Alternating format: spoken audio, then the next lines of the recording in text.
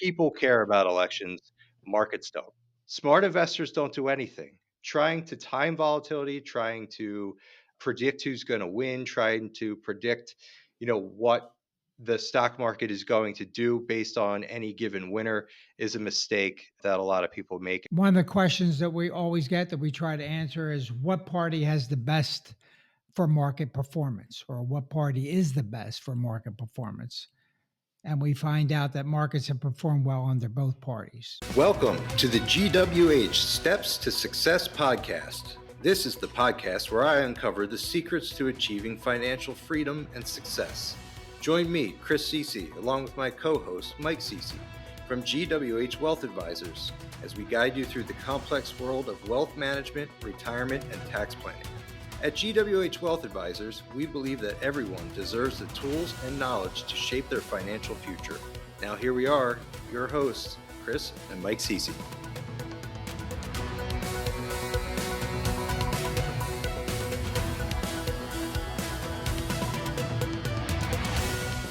Discussions in this show should not be construed as specific recommendations or investment advice.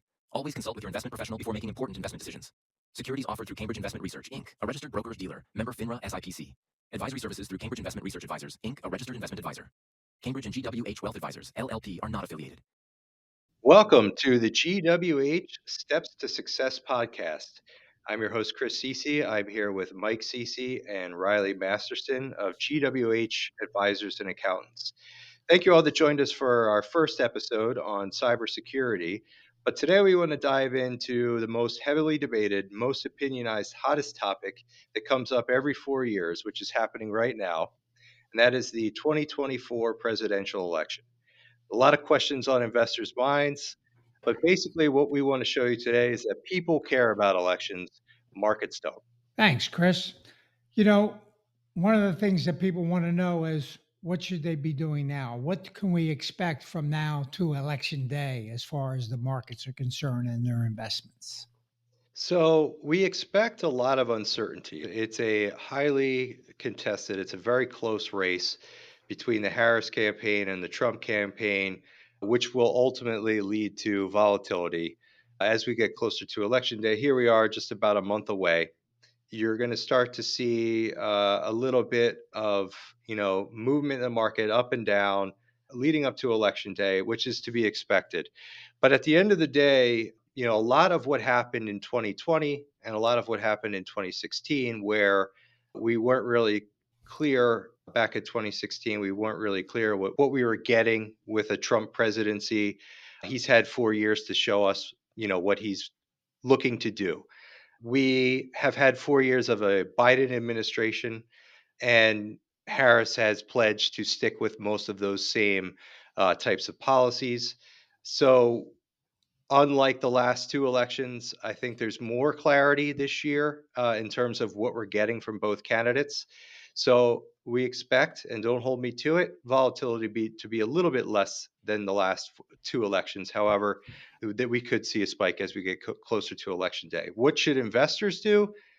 Smart investors don't do anything. Trying to time volatility, trying to predict who's going to win, trying to predict, what the stock market is going to do based on any given winner is a mistake that a lot of people make, and we're hoping our clients can avoid that.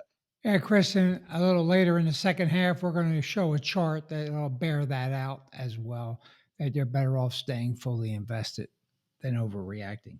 Now, election sparks a lot of opinions and a lot of emotion in investors. Does it really have any impact on the markets, though? So the answer is not really. The election obviously it's a personal decision. When you go out and vote for someone, you may have strong opinions for one candidate over another. You may be scared of one candidate or the other one if your guy or girl doesn't win. But a lot of what happens in the market, a lot of what happens in the economy isn't necessarily impacted by who wins in November. It comes down to affecting investor sentiment, which we'll get into more later on. But investor sentiment can certainly be impacted by who wins in November. But most of that sentiment is driven from their own personal biases and fears. Then, knowing what we already know, we've gotten pre-election up to the election. What can we expect after the election, regardless of who wins? Yeah, so generally, if we look back just in the last two elections, they were very close. Trump was kind of a surprise win back in 2016. So there was a major knee-jerk reaction in the market following his victory and leading into the futures market.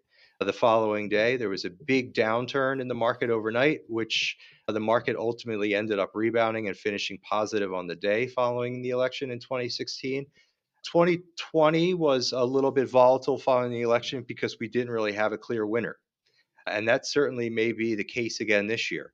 Because the one thing that the market does not like is uncertainty. And if we don't have a clear cut winner following the election this year, I expect volatility to ensue for, until we sort out the results. Yeah, I agree with that. I'm hoping that we can have a clear-cut winner at least within the 3 or 4 days after the actual election day.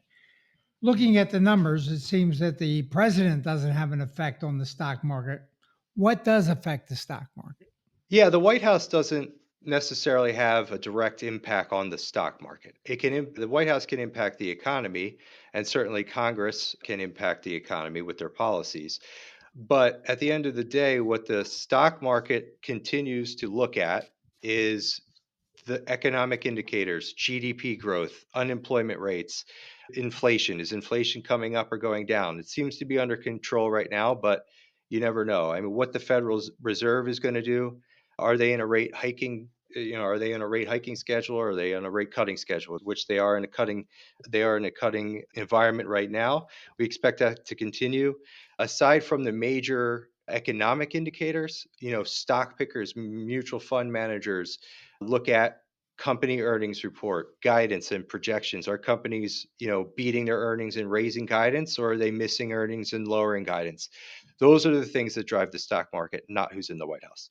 Yeah, and one other thing to touch on that comes up a lot, and that's global events. Global events have a short-term effect on the stock market. You want to touch on that a little bit about geopolitical stability and international trade and the effects that has on the market? Yeah, sure. I mean, certainly right now is there's a lot of global instability right now in the Middle East, Russia and Ukraine. It's nothing that we haven't seen before in the past, but it's certainly instability. And with instability comes a little bit of uncertainty, and that can impact the stock market, whether it is, if you look at just the other day when Iran shot missiles at Israel, the stock market dropped, but then it recovered the next day. So it's a lot of that global instability and knee jerk reactions in the market tend to be temporary. Now, whether the US gets involved internationally, that could have a much bigger impact on a stock market and an economy. But as of right now, that doesn't seem to be the case. Now, what I'd like to do is pause here for a minute, and Riley has put together a number of slides that'll give us a little bit more clarification on where we've come up with this research and what the statistics actually bear out as far as what happens in different types of elections. So, if you want to put that first slide up, one of the questions that we always get that we try to answer is what party has the best for market performance, or what party is the best for market performance?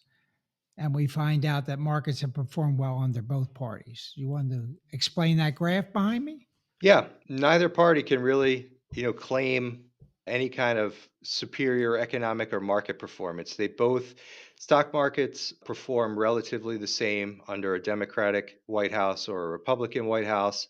There's been, a couple times where a specific president has had a down market under their watch, one being Nixon back in the 70s, mostly because of, the Watergate scandal. The second being George W. Bush, facing two major economic impacts. The first being 9/11, the attacks on 9/11 had a major impact on the stock market. The second being the global financial crisis, which started under George W. Bush's administration.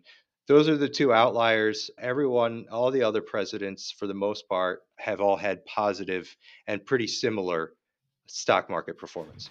Like what you hear so far? Make sure you never miss an episode by clicking the subscribe button now. This podcast is made possible by listeners like you. Thank you for your support. Now, back to the show. Do you think those the two presidents that were down out of all those, was it the president's fault and the administration's fault, or do you think that was something out of their control?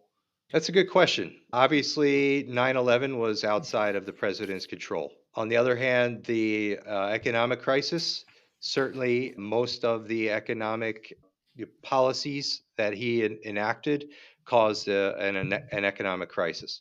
So, in that case, I think maybe some of the blame could be placed on the president. But at the end of the day, when you have two sides in government, even if you have a Republican in the White House or a Democrat in the White House, you still have a Congress that has to enact policies.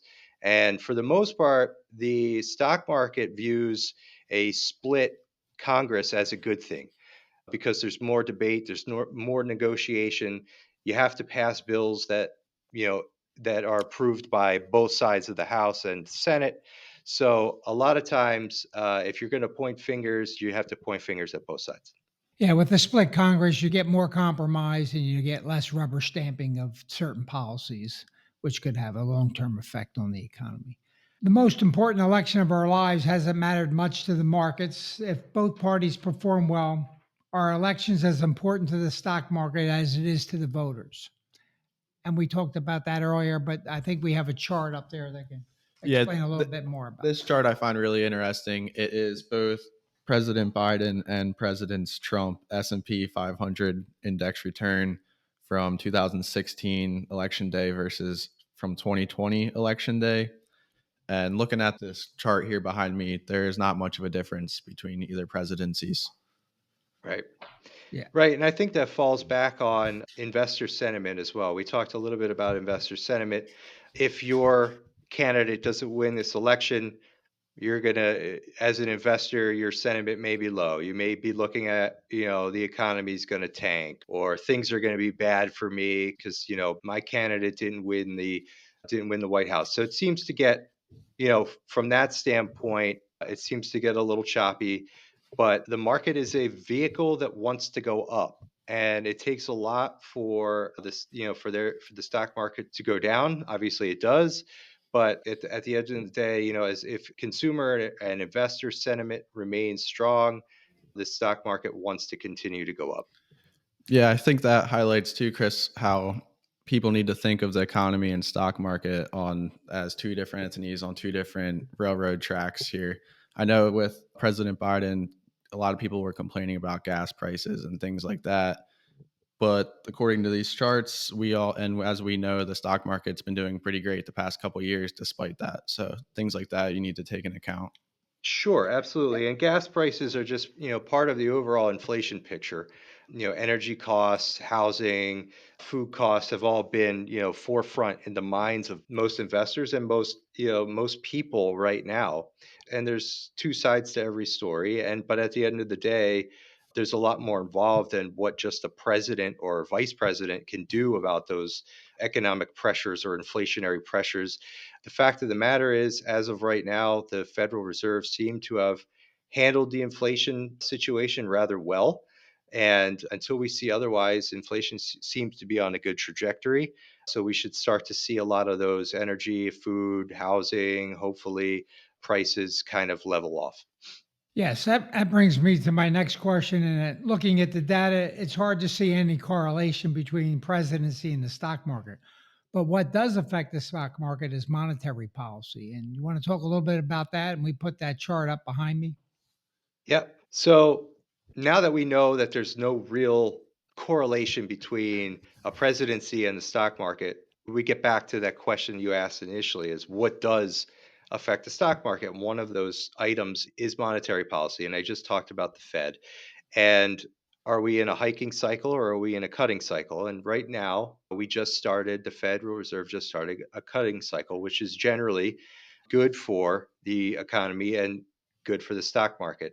As interest rates come down, it's lower cost of borrowing for companies and for small business and for consumers. So we expect, in a cutting cycle, more spending, less borrowing costs, which ultimately is good for the economy and good for the stock market. Yeah.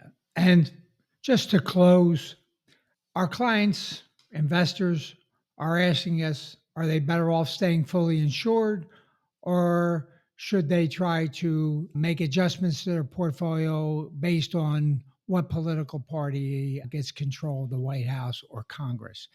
And this last chart I want to put up there because I think it's rather amazing for shows that those staying fully invested are going to be better off than those who try to adjust their portfolios based on elections. Do you want to just review that a little bit? Sure. Yeah. A long story short, it's better to stay fully invested. To try and, to pick to invest, only in years when your party is in office and be out of the market when in years when, your political party is not in office. You could see those two lines at the bottom of the graph there. If only were invested during Democratic administrations, you're slightly better off than only being invested during Republican administrations, but nowhere near even close to getting the types of investment returns as you would have gotten if you just stayed fully invested throughout either presidency, either political party's terms. So I think in conclusion, we can go back to our original premise in that people care about elections, but the markets don't. And I would just like to conclude by saying that and turn it over to Chris for our closeout. Sure. Yeah, thanks to everyone for joining us today. Obviously, our second episode, we look forward to coming out with a new one soon. But today we touched on a lot of timely information and points about what to expect leading into the November election, what you can expect immediately following the November election, but most importantly, how to behave as an investor, whether or not your party wins or loses. At the end of the day, staying fully invested, staying confident in the economy, following the economic indicators, following the consumer sentiment numbers and inflation and things like that are what's more important, way more so than who's sitting in the White House. Thank So you. thank you very much. Yeah, thank you guys. And Chris, we'll we see you at hope the next podcast. we will see you at the next GWH Steps to Success podcast. Thank you and have a great day. Thanks, guys. Thanks for joining us this week on the GWH Steps to Success podcast. Make sure to visit GWHadvisors.com where you can subscribe to the show or tune in on iTunes or Spotify so you'll never miss an episode. While you're at it, if you found value in the show, we'd appreciate you hit the thumbs up button. Or if you'd simply tell a friend about the show, that would help us out too. If you like this episode, you may want to check out more content available on our website. Be sure to tune in next week for another episode filled with actionable insights and financial wisdom. Until then, this is Chris Cece signing off.